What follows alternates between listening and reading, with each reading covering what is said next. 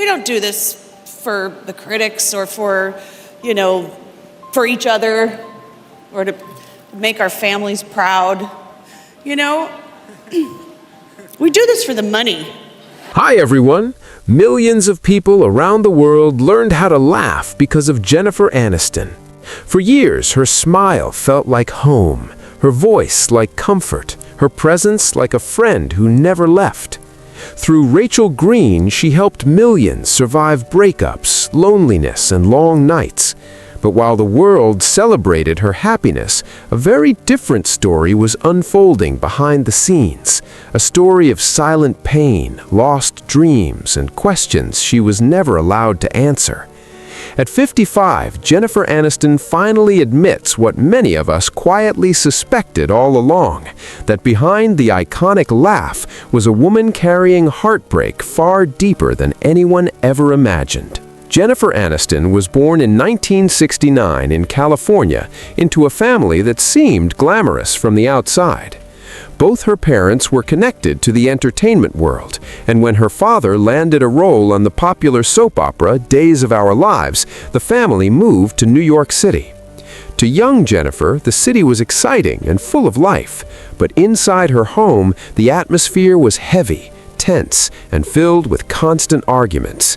Her parents fought often, and like many children, Jennifer internalized that pain. She believed in silence that maybe it was somehow her fault. To cope with the emotional chaos, Jennifer learned how to make people smile. She became funny, goofy, and expressive. Making others laugh became her survival skill. But laughter couldn't save her family. When Jennifer was just 9 years old, her parents divorced, and her father left. That moment permanently changed how she viewed love. The idea of fairy tales and forever romances began to crumble before she even had a chance to believe in them. Her relationship with her mother, Nancy Aniston, was especially complicated. Nancy had once been a model and cared deeply about appearances. From a very young age, Jennifer felt judged rather than embraced. She constantly heard comments about her looks, her body, her grooming, and how she needed to improve herself. Even years later, those words echoed in her mind. Jennifer would later try to understand her mother's perspective, acknowledging the struggles of being a single mother working hard to provide. But understanding didn't erase the emotional scars left behind. School was never an easy place for Jennifer Aniston. She struggled academically and often felt like she didn't fit in. Art became her escape. One of her paintings was even displayed in a museum, proof that her creativity ran deep. At the age of 11, she joined a drama club, and that was when something clicked. Acting gave her a voice. It gave her purpose. She became fascinated by legendary actor Laurence Olivier, dreaming of one day stepping into that world herself. When Jennifer was around 13, her father gave her a tiny role as an extra on Days of Our Lives. She was excited just to be on set, absorbing the energy of the cameras and lights. But on the way home, her father told her the truth. Another girl had been removed so Jennifer could take her place. That realization deeply embarrassed her. It was her first harsh lesson about the entertainment industry. Success often comes at someone else's expense. After high school, Jennifer attended LaGuardia High School of Music and Art and Performing Arts in New York. Her father worried about her future, knowing how cruel the industry could be, but Jennifer was determined. She worked odd jobs, waited tables at a diner called Jackson Hole, and auditioned constantly. At age 20, she was diagnosed with dyslexia. Suddenly, years of feeling intellectual finally made sense. The diagnosis was painful, but freeing. She wasn't incapable. She was simply fighting a challenge no one had seen. Her early acting career was marked by rejection after rejection, the kind that quietly breaks confidence and forces dreamers to question their worth.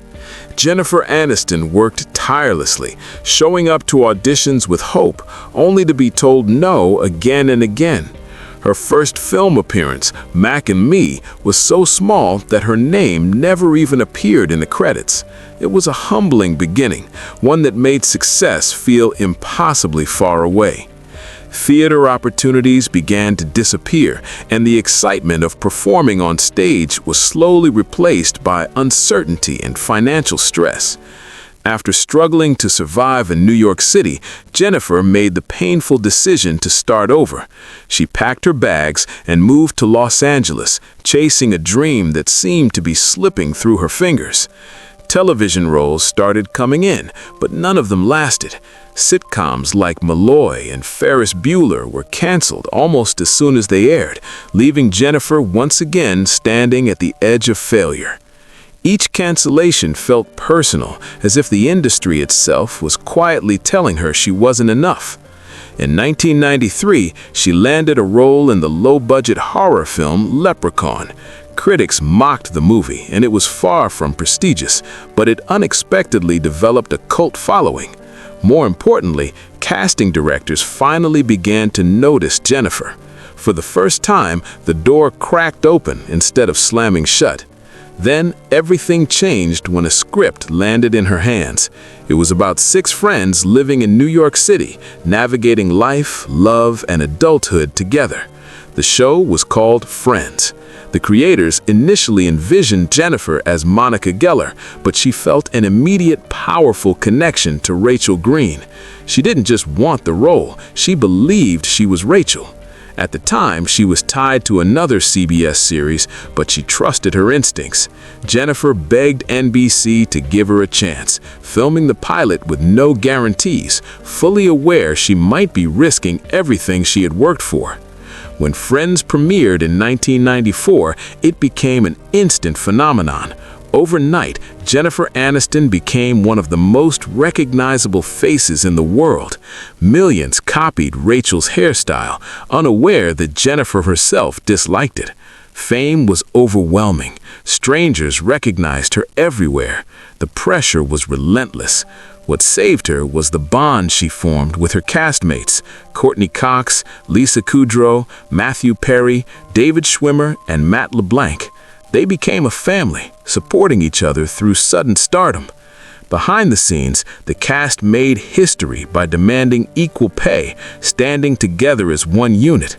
By the final season, Jennifer was earning $1 million per episode, becoming one of the highest-paid actresses in television history. She won awards, including an Emmy, a Golden Globe, and multiple Screen Actors Guild awards. Yet, despite professional success, her personal life began unraveling. In 1996, her relationship with her mother reached a breaking point. Nancy Aniston gave a public interview and later published a tell-all book that deeply hurt Jennifer. Feeling betrayed, Jennifer cut off contact with her mother for 15 years. It was a loss that weighed heavily on her heart. In 1998, Jennifer met Brad Pitt, and the world watched their love story unfold. They became Hollywood's golden couple. They married in a lavish ceremony in Malibu, surrounded by luxury and admiration.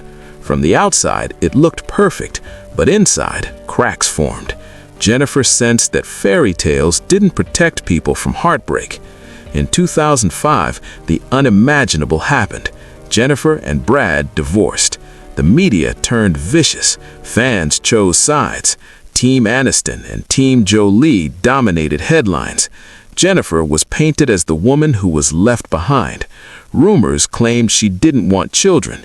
That lie cut deepest of all. Jennifer had always wanted to be a mother. What the world didn't know was how hard she was trying. For years, Jennifer quietly went through IVF, alternative treatments, and emotional exhaustion.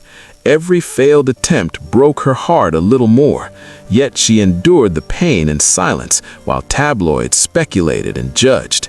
In 2016, she finally spoke out. Her essay addressed the cruel obsession with women's bodies and motherhood. She made it clear that a woman is whole, with or without children. Later, she revealed the full truth, how desperately she had wanted that life and how deeply it hurt when it never came. Jennifer later found love again with Justin Theroux, marrying in 2015, only to separate in 2017. Once again, the dream didn't last. But through it all, she kept moving forward, leaning on therapy, close friends, and her enduring bond with Courtney Cox. Today, Jennifer Aniston is more than Rachel Green. She is strength, resilience, and truth. Her journey reminds us that behind every smile may be a hidden battle. If her story moved you, like, share, and subscribe, because stories like this deserve to be heard, and no one should feel alone. Thanks for watching.